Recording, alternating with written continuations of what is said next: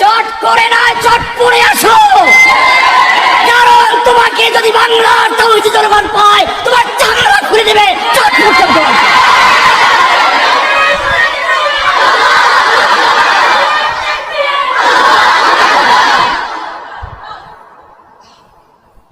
ভাষণ রেকর্ড করার অনুমতি চেয়েছিল, দিয়েছিল? সেনাবাহিনী বললো 45 মিনিট সময় আছে, এর মধ্যে কিন্তু ঢুকে যাবে, পালাও। রান্না করা খাবার বলতে খেয়ে যেতে পারে নাই। আল্লাহ তারা দেখালেন, তুই আমার আলেমদের কণ্ঠরোধ করেছিলি, তাদের কোরআনের কথা বলতে দাও নাই, তোকে আমি তোর কণ্ঠরোধ করার কথা বলতে পারি না, ভাগ এখান থেকে।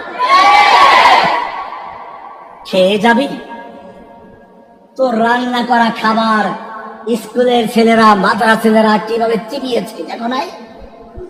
ওটা তোকে পায় নাই, তাই রাগে ক্ষোভে মুরগির হাড্ডি চাবিয়েছে, তোকে মেরে তোর হাড্ডি বোঝাই গেল। তো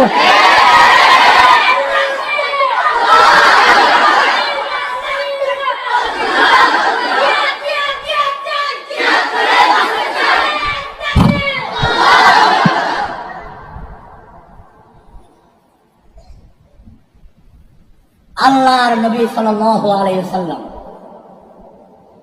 সান্ত্বনা পেলেন কার থেকে? আসমান থেকে। কোত্থেকে?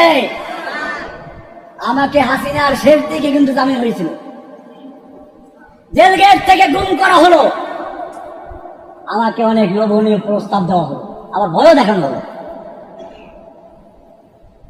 সারাদিন আমাকে একটা গাড়ির ভিতরে আটকে রাখা হলো, এসি বন্ধ, রৌদ্রে ফেলাই রাখলো। এই লাস্টের দিকে এটা ছিল আমার চূড়ান্ত পরীক্ষা। আল্লাহ দেখতে চাইছিলেন যে এইবার কথা হোক কিনা, কিন্তু আল্লাহ তাআলা আমাকে সেখানেও সাহায্য করেছেন। সন্ধ্যার সময় যখন কোর্ট শেষ হয়ে যায়, আর দেখে কাজ হবে না, শেষ করে ফেলাই দিয়ে চলে যায়। আল্লাহ তাআলা পরীক্ষার পরে বললেন, এবারে তুমি বের হও। তোমাকে বের করার জন্য হাসিনাকে দেশ থেকে তাড়িয়ে দিয়েছি, এবারে মাথা উঁচু করে বের হও। এক এক করে উলামায়ে কেরাম বের হচ্ছেন।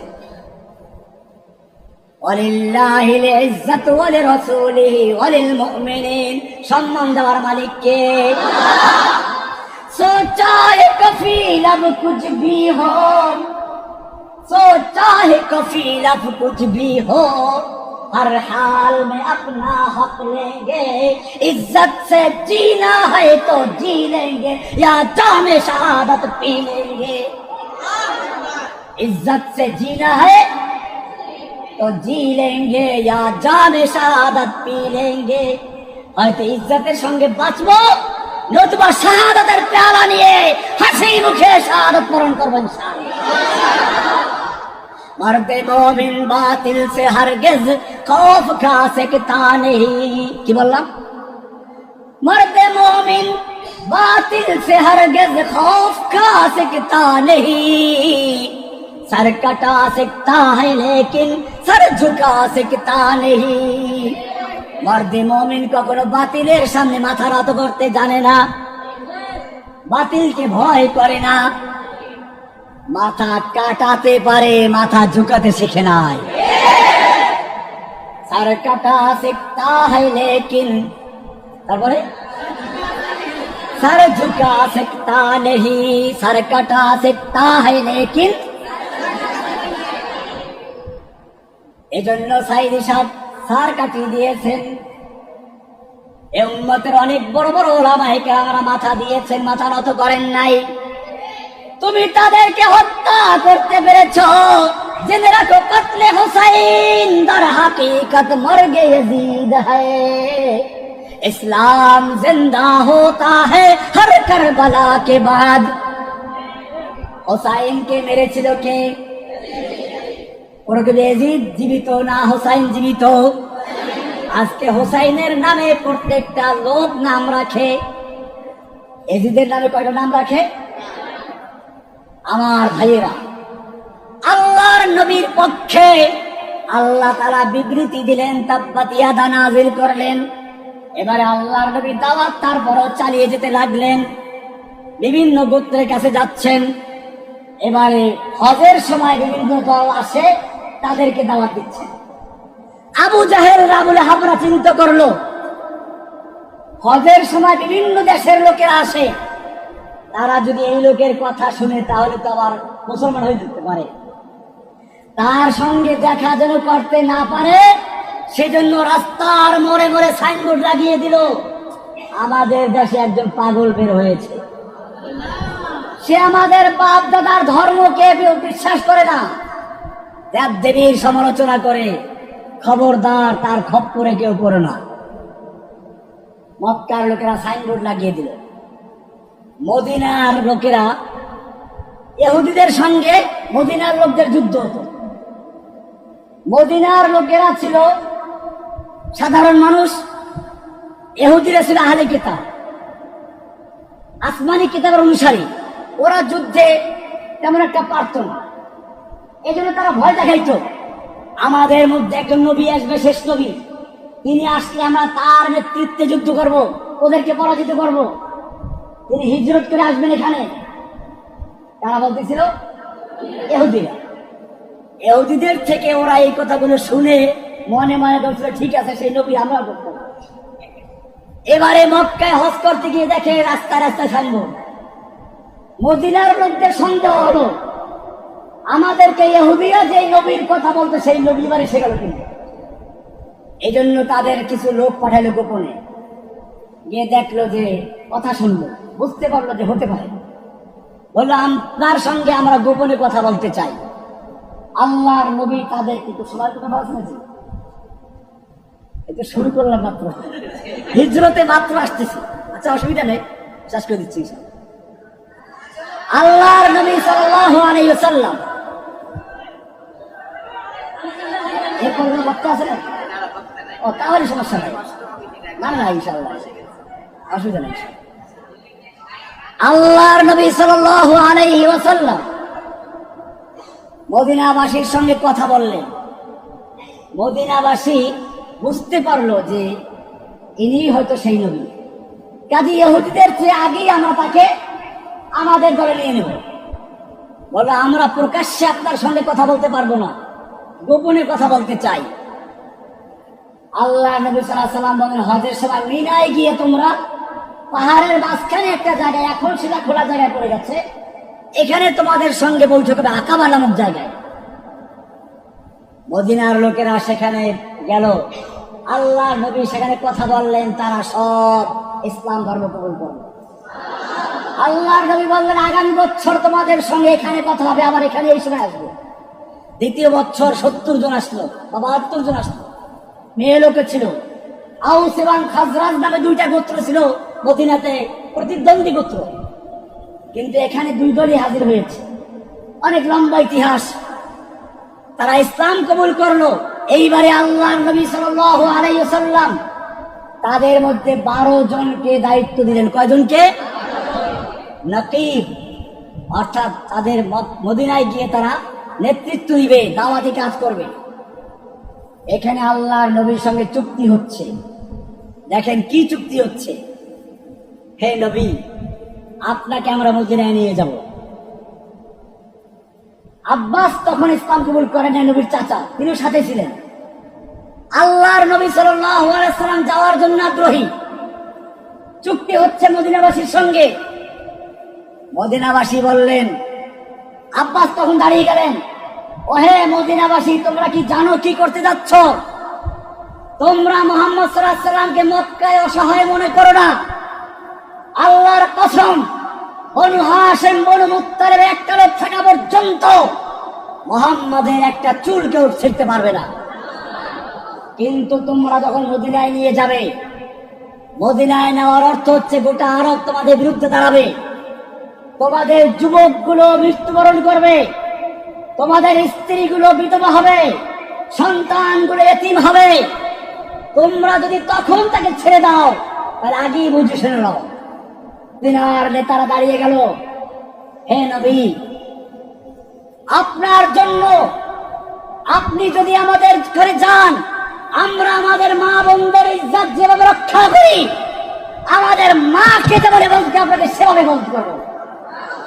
আমরা মুসার নবী যে তুমি আর তোমার রব গিয়ে যুদ্ধ করো, আমরা বসে পড়লাম।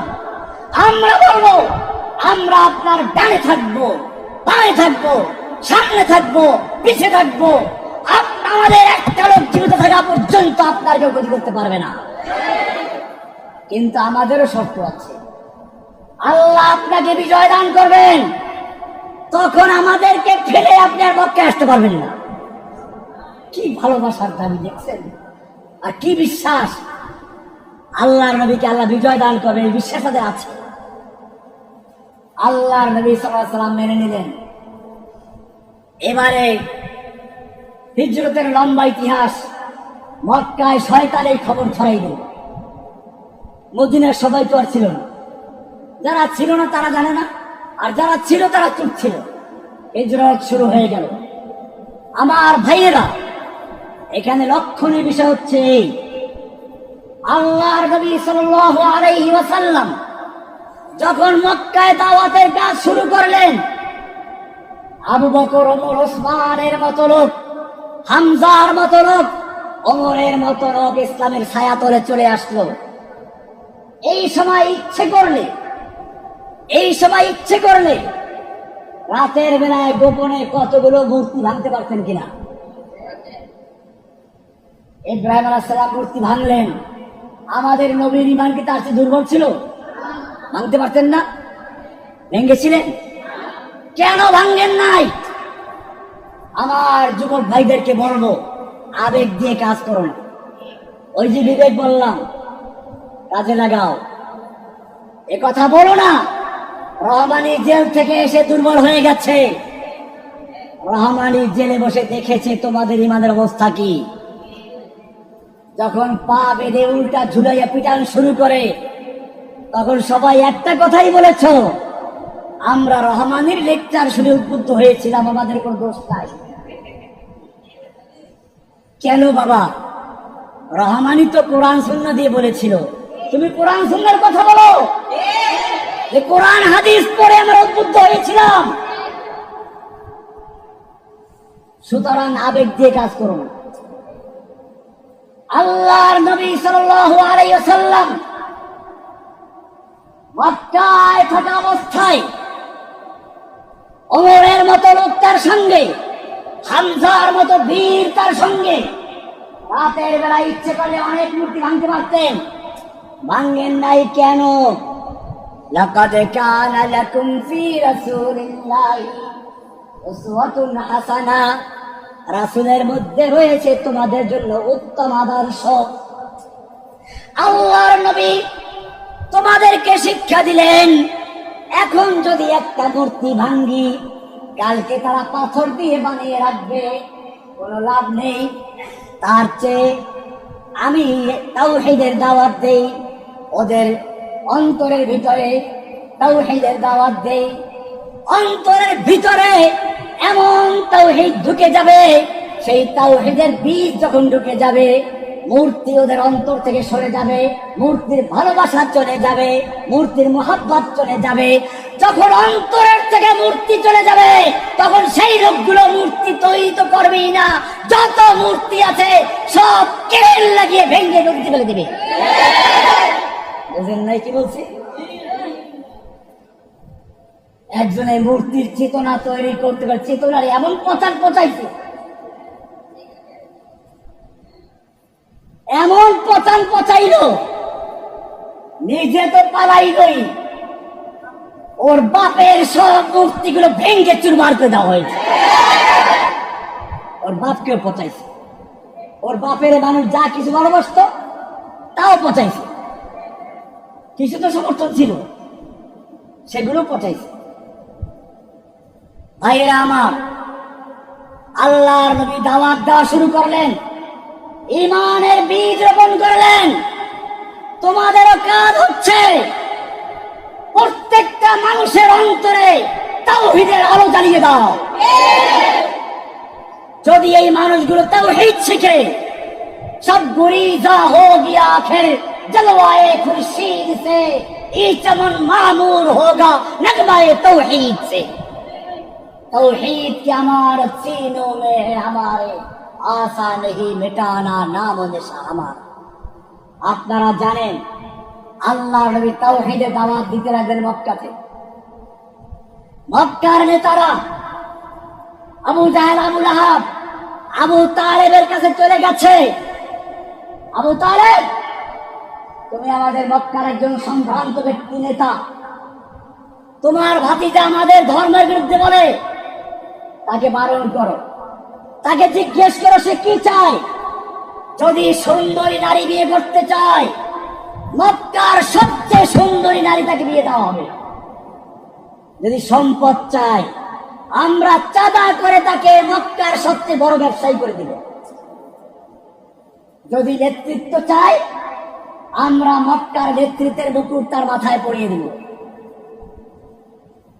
কিন্তু একটা শর্ত, এই লা ইলাহার দাওয়াত বন্ধ করতে হবে। আবু তালেব গিয়ে আল্লাহর নবীর কাছে বলছেন, ভাতিজা, তুমি জানো এই লোকগুলো কারা? এদের ক্ষমতা কি জানো? এদের পুলিশ আছে, র্যাব আছে, ছাত্রলীগ আছে, যুবলীগ আছে, পুলিশ লীগ আছে। বন্ধ করো এগুলো, আরামে থাকো।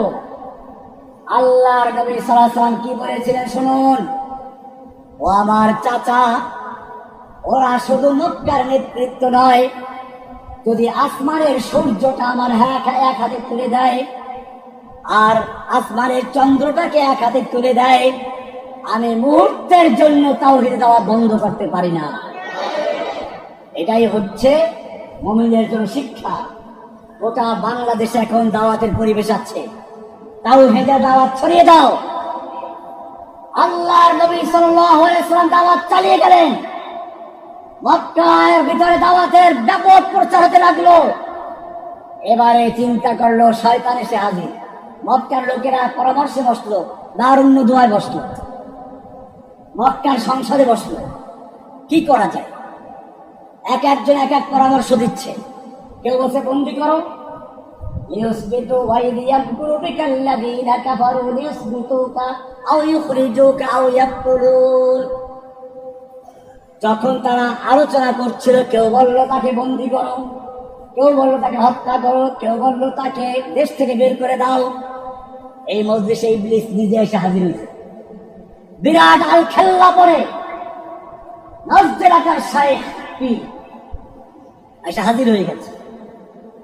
এসে বলল, আমি তোমাদের মজলিসে না এসে পারলাম না, গুরুত্বপূর্ণ মজলিস, আমি শাইখে নজদি নজদের আকার পীর, তোমরা যদি তাকে দেশ থেকে বের করে দাও তাতে লাভ নেই, সে ওখানে গিয়ে আবার দাওয়াত দিয়ে তোমাকে আক্রমণ করবে। তাকে যে বন্দি করো, বনু হাশিম বনু মুত্তালিব তাকে বের করে নিয়ে আসবে। তাহলে কি করা যায়? হত্যা করতে হবে। হত্যা করেন তার খুনের বদলে খুন হয়ে যাবে। না, এটার ঔষধ আছে আমার কাছে। কে বলছে? শয়তান। বলো দেখি, এককভাবে কেউ খুন করবে না। মক্কার বড় বড় নেতাদের সব গোত্রের এক একজন যুবক থাকবে, সব গোত্রের এক একজন যুবক থাকবে। রাতের বেলা তাকে একবারে আক্রমণ করে হত্যা করবে। আর যদি সব গোত্র মিলে হত্যা করা হয়, তাহলে আরবরা বনু হাশিম বনু মুত্তালিব তাদের বিরুদ্ধে আর যুদ্ধ করতে যাবে না, বরং মুক্তিপণ নিয়ে ঝামেলা শেষ করবে। আমরা 100 উটকে দিয়ে দেব, কিসসা খতম। এইবারে শয়তানের পরামর্শ নিল। আরবে মক্কার নেতাদের প্রত্যেকটা বংশের থেকে এক একজন নেতা যুবক আল্লাহর নবীর ঘরকে ঘেরাও করলো, রাতের বেলা হত্যা করলো। আল্লাহর নবী সাল্লাল্লাহু আলাইহি ওয়াসাল্লামকে আল্লাহ তাআলা জানিয়ে দিলেন, দেখুন আল্লাহর নবী সাল্লাল্লাহু আলাইহি ওয়াসাল্লাম বলছেন আলীকে, আলী আজকের আমার বিছানায় তুমি ঘুমাও, তুমি এখানে থাকো। কেন? এই মক্কার নেতাদের, এই সব লোকের টাকা পয়সা স্বর্ণ মুদ্রা আমার বিছানার তলে আমানত আছে।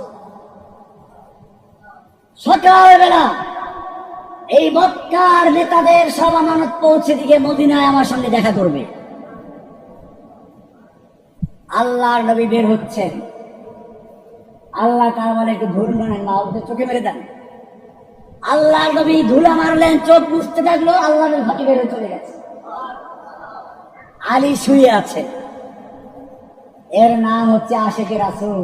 আপনি আমি বলি কি বলতাম যে উনি জীবন বাঁচানোর জন্য আমার জীবনটা ঝুঁকিতে রেখে চলে গেছে। আলী বললেন মানুষ হিসাবে আমার মধ্যে ভয় আসলো, এখনই ওরা আক্রমণ করবে, কিন্তু মুহূর্তের মধ্যে আমার সিদ্ধান্ত পাল্টে গেল।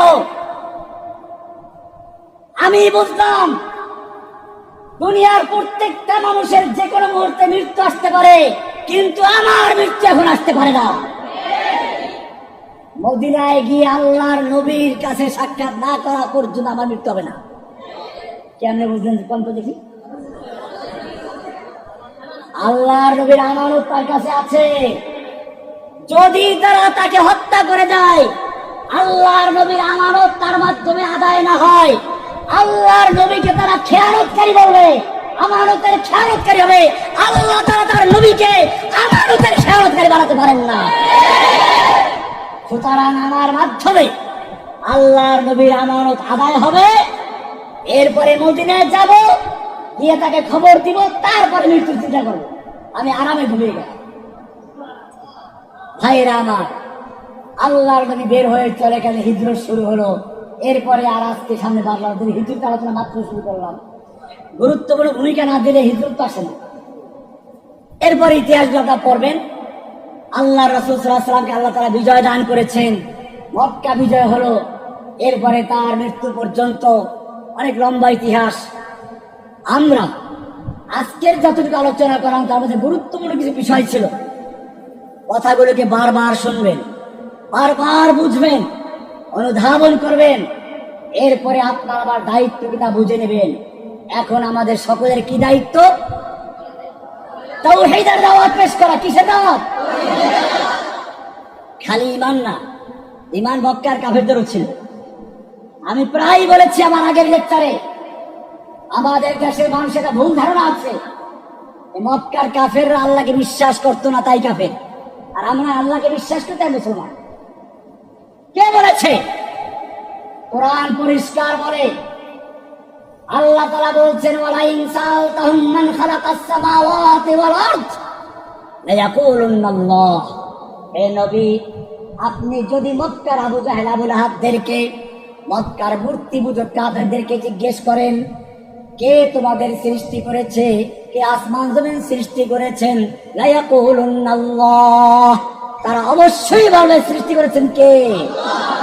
তাহলে বাংলাদেশের মুসলমান তুমি যেমন বিশ্বাস করো আসমান জমিনের সৃষ্টিকর্তা আল্লাহ, তোমার আমার সৃষ্টিকর্তা আল্লাহ, মক্কার কাফেররা বিশ্বাস করতো সৃষ্টিকর্তা কে?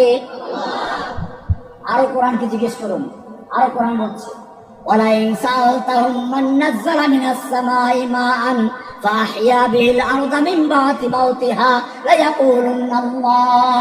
হে নবী, আপনি যদি মক্কার আবু জাহেল আবু লাহাবদেরকে, মক্কার কুফফারদেরকে জিজ্ঞেস করেন মান নাযালা মিনাস সামাই মাআন, কে আসমান থেকে পানি বর্ষণ করে, ফাহিয়া বিল আরদা মিন বাদি মাউতিহা, অতঃপর সেই মৃত্যু জমিনকে, শুকিয়ে চৌচির হয়ে যাওয়া জমিনকে আবার তরুতাজা করে ফসল উৎপন্ন করায় কে? মক্কার কাফেররা বলবে লায়াকুলুন্নাল্লাহ। কে করে? তাহলে ওরা কাফের কেন? এখানেই পার্থক্য। ওরা আল্লাহকে মানত, মূর্তিও পূজা করত। আপনি করে বুঝছি, তাহলে আমরা তো মূর্তি পূজা করি না, তাহলে আমরা মুসলমান। কিন্তু এখানেও সমস্যা। আল্লাহ তাআলা বলেন ওদের মূর্তি কি কেন পূজা করে জিজ্ঞেস করো, কেন মূর্তি পূজা করো, কেন মূর্তি পূজা করতো? আল্লাহ কোরআনে বলছেন মা না'বুদুহুম ইল্লা লিয়ুকাররিবুনা ইলাল্লাহি যুলফা। আল্লাহ তাআলা বলছেন ওদের যদি জিজ্ঞেস করো কেন মূর্তি পূজা করো, তারা বলবে আমরা শুধুমাত্র এদেরকে আল্লাহ পর্যন্ত পৌঁছাইয়া দেওয়ার ভায়া মাধ্যম হিসাবে আমরা এদেরকে পূজা করি। কি হিসাবে? বোঝা গেল ভায়া মাধ্যম মানে নাও শিরক। ও মুসলমান জাতি, যদি মূর্তি পূজাকারীরা আল্লাহর মধ্যে, বান্দার মধ্যে ভায়া মাধ্যম মনে করার কারণে কাফের হয়ে যায়, তুমি যদি খাজা বাবা, গাজা বাবা, ল্যাংটা বাবা, পীর বাবাকে ভায়া মাধ্যম মানো, তোমার সঙ্গে মূর্তি পূজকদের পার্থক্য কোন জায়গায়? বুঝছেন কিছু? অনেক লোক এখন আছে কয় যে মাজারে সেজদা করা যায়, তাজিমি সেজদা। কি সেজদা?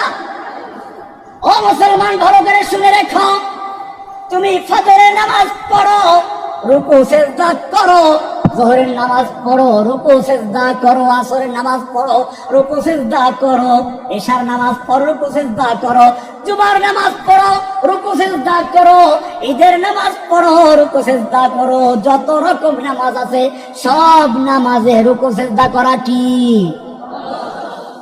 ফরজ। না করে নামাজ হবে?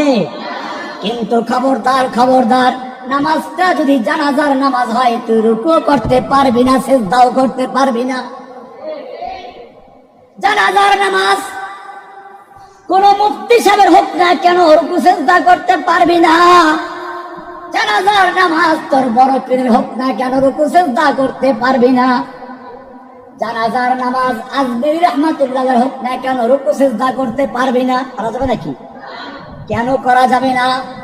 সব নামাজে রুকু সিজদা ফরজ, না করলে নামাজ হবে না। জানাজার নামাজ রুকু সিজদা করা যাবে না। কারণটা কি? কারণ তো একটাই, অন্য নামাজে তোর মাঝে আল্লাহর মাঝে কোনো মূর্তি নাই, কোনো গায়রুল্লাহ নাই। জানাজার নামাজে তোর সামনে একটা লাশ শুয়ে আছে, লাশ। এখন যদি আল্লাহর জন্য রুকু সিজদা করা হয়, ওই পীরের মুরিদ বলবে এই তো তাজিমি সিজদা করা হলো, মানুষকে গোমরাহ করবে, বিভ্রান্ত করবে। আল্লাহ রাব্বুল আলামিন বলেন, আমি আমার পাওনা সিজদা পর্যন্ত মাফ করে দিলাম, তবুও যেন কেউ গোমরাহি, কোন বিভ্রান্ত করতে না পারে, এজন্য আমি আমার পাওনা সিজদা পর্যন্ত মওকুফ করে দিলাম। ও আমার ভাইয়েরা, সিজদা করার জন্য সবচেয়ে উত্তম সময় ছিল কখন? ওই বুজুর্গের লাশটা যখন সামনে ছিল তখন, ঠিক না? মাত্র 1.5 হাত ফাঁকা, লাশটা শুয়ে আছে, তখন তুমি সিজদা করতে পারলা না। লাশটা কবরে চলে গেল, মাঝখানে মাটি আসলো, হুগলা আসলো, বাঁশ আসলো, পর্দার আড়ালে চলে গেল। কোন বিবেক তোমাকে তারপরে সিজদা করার জন্য পারমিশন দিল? কবরে সিজদা করা যায় না, হারাম। কোন রকমের সিজদা কবরে করা যাবে না। তাজিমি সিজদাও নাই, ইবাদতের সিজদাও নাই, কোনো পার্থক্য নাই। কবরে সিজদা করা শিরক, মাজারে সিজদা করা হারাম, কবরে প্রার্থনা করা হারাম। গায়রুল্লাহর কাছে প্রার্থনা কে কি? কাজী ভাই আমার দম নাই। আল্লাহকে কেমনে ডাকবো? কোরআন শিখেন, হাদিস শিখেন, এই জন্য উস্তাদ ধরেন, ঠিক আছে, সমস্যা নাই। কিন্তু ইবাদত করার জন্য কোনো ভাই মাধ্যম আছে? এরা করে কি? কলব মোতাওয়াজ্জু করে। আমার কলব, আমি আমার কলবের দিকে মোতাওয়াজ্জু আছি, আমার কলব আমার পীর সাহেব কিবলার কলবের দিকে মোতাওয়াজ্জু আছে, পীর সাহেব কিবলার কলব তার পীরের দিকে, তার পীরের দিকে, এইরকম হইয়া হাজার ভাইয়া মাধ্যমে কার দিকে? আমি বলি, তুমি যখন তোমার কলবটা তোমার পীরের দিকে মোতাওয়াজ্জু করেছো, তোমার পীর তখন তার কলব তার বউয়ের দিকে মোতাওয়াজ্জু করেছে, তোর কলব করে দেবে। তুমি যখন তোমার কলবটা তোমার পীরের দিকে মোতাওয়াজ্জু করেছো, তোমার পীর তখন পায়খানায় মোতাওয়াজ্জু, তোমার কলব করে যাবে। এইসব ভণ্ডামি। আল্লাহর নবী সাল্লাল্লাহু আলাইহি ওয়াসাল্লাম জীবিত থাকা অবস্থায় কোন সাহাবায়ে কেরাম তাদের কলব আল্লাহর নবীর কলবের দিকে মিলাইছে? কোন দলিল আছে? তাহলে কিসের কলম মোতাওয়াজ্জু হচ্ছে? এইসব ভাইয়া মাধ্যম শিরক। লা ইলাহা ইল্লাল্লাহ সব কিছু উৎখাত করে সরাসরি হজকবকার নামাজে সূরা ফাতিহা পড়ে ইনশাআল্লাহ। যদি আবার কোন সময় কোন জায়গায় প্রোগ্রাম থাকে, সূরা ফাতিহা আর তাফসীর শুনবেন, ডাইরেক্ট বলা হয় ইয়্যাকা না'বুদু, হে আল্লাহ আমরা কেবলমাত্র তোমারই গোলামি করি, তোমার সঙ্গে আমাদের সম্পর্ক গোলাম আর মালিকের সম্পর্ক, আমরা তোমার গোলাম, তুমি আমাদের মালিক, আমরা তোমার ছাড়া কারো গোলামি করতে পারি না। তোমার কাছে সাহায্য চাই, সাহায্য তবে কার কাছে? কোন পীরের কাছে সন্তান চাওয়া যাবে? পীরের নামে মান্যত করা যাবে? পীরের নামে মান্যত করা হারাম, কবরের নামে মান্যত করা হারাম, কবরে সিজদা করা হারাম। লা ইলাহা ইল্লাল্লাহ। এই কথা বললে হিজরত করতে হবে, হিজরতের সূচনা পর্যন্ত গিয়ে হিজরত আলোচনা শেষ করলাম। আল্লাহ তাআলা আমাদের সকলকে বিষয়গুলোকে বুঝার এবং আমল করার তৌফিক দান করুন, আমিন। ওয়া আখিরু দাওয়ানা আলহামদুলিল্লাহি রাব্বিল আলামিন।